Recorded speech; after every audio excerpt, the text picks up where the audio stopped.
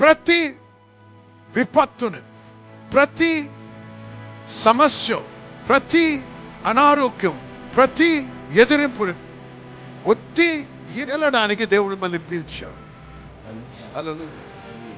All power is given unto thee. సర్వాధికారం నాకు ఇవ్వబడ్డది.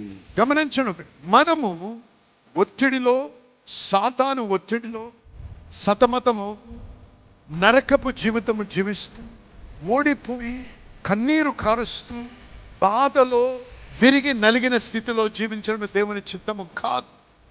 కానీ అనేక మంది మనం అనుకుంటాం, దేవుడు నాకు ఏదో నేర్పించడానికి దేవుడు నన్ను అనారోగ్యంగా చేశాడు, దేవుడు నన్ను నేర్పించడానికి దేవుడు నన్ను మొత్తుతున్నాడు అంటారు.